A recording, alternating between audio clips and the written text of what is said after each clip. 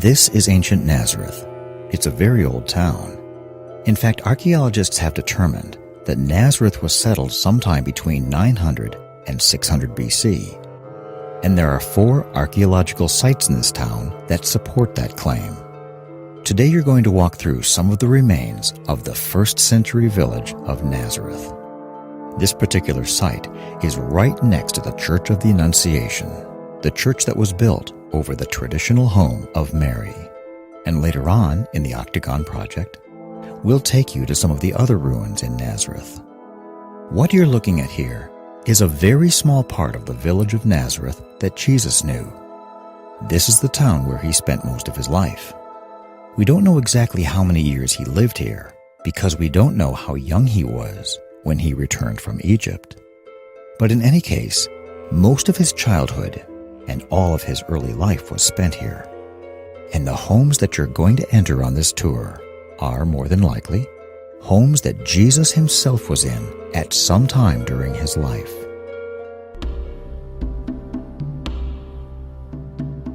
Now, there are some zealous critics who try very hard to prove that the Gospels are not historically accurate. And one of their arguments is that Nazareth did not exist in the 1st century, because the 1st century Jewish historian Flavius Josephus didn't mention it, nor is it mentioned in the Old Testament, nor did any Jewish rabbis write about it in the 2nd century. However, this argument is completely discredited when you realize several things. First, archaeologists have now unearthed 4 separate sites revealing 1st century dwellings in Nazareth. Secondly, there are 4 independent 1st century historians who all talk about Nazareth a total of 29 times. These historians all wrote biographies about Jesus, and we know them today as the Gospels of Matthew, Mark, Luke, and John. These books were not part of the Bible when they were written, and so they have to be regarded as separate histories prior to their canonization. All of these books were written within 1 generation after Jesus lived, and they support the claim that Nazareth was in fact a 1st century village. Thirdly, a Hebrew inscription found in Caesarea, dating to the late 3rd or early 4th century, mentions a priestly family who lived in Nazareth immediately after the year 135 AD. And fourth, after Jesus' ascension into heaven, history records that many of his nephews and great-nephews remained here in Nazareth, protecting the memory of those sacred things that took place in this town. We'll talk more about that in our tour of the Church of the Annunciation. So the idea that Nazareth was not a 1st century village is an overly zealous theory by amateur Bible critics that is not scientific, and one that has been completely dismissed by the academic community. Now, in the Bible, we don't have any history of Mary prior to the time that she was a young teenager, but we have reason to believe that she did not spend her childhood here. From the Proto-Evangelium of James, here is what we learn. Mary lived in Jerusalem until she was 12 years old. Her parents, Anne and Joachim, had probably died by this time in the city of Jerusalem. Mary then moved to Nazareth and lived for 4 years just a stone's throw away from here, in a grotto that is now the crypt of the Church of the Annunciation.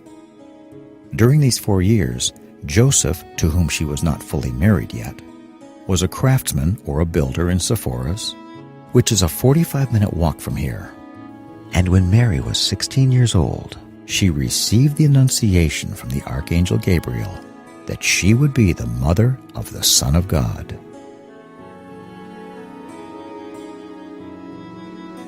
Now, when you come to Israel for a live Octagon Project tour, you can't actually enter these ruins, but you can do it right now in virtual reality with the Octagon Project, and you'll experience things that normal tourists can't see.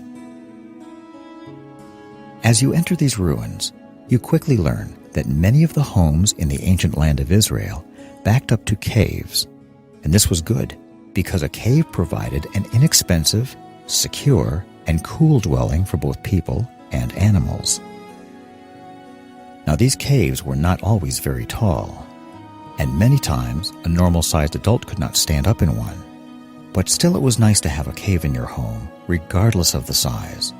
The fact that this is a short room suggests that it was probably not the main part of the house, but rather it was used as a secondary or storage room or as a stable. And the pillars that you now see here were added later to provide support for the soft limestone ceilings.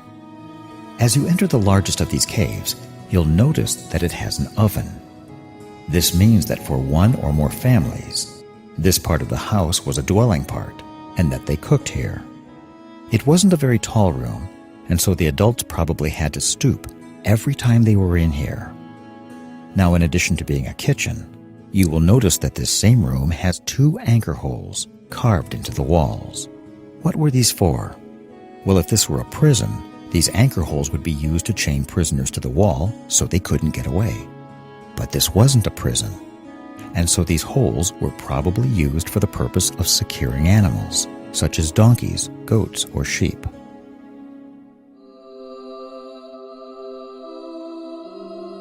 Right now I'm going to take you into a special cave.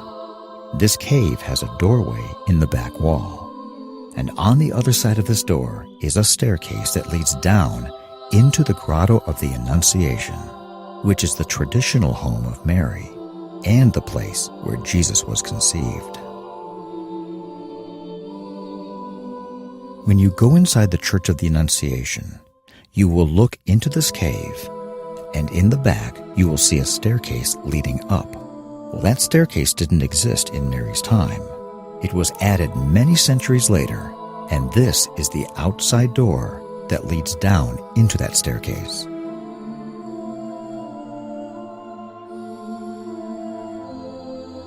Now, I personally believe that Jesus was in one or more of these caves at some point during his life. Why do I believe that? Because Nazareth was very small, and Jesus lived here for about 27 years. In fact, there probably wasn't anywhere he hadn't been. Could it be that the steps you walk on to get down inside this cave are the steps that Jesus himself walked on? This is one of the greatest things about the Octagon Project, and one of the greatest things about going to Israel on a live Octagon tour. Standing where Jesus stood, where he taught, and where he did his miracles.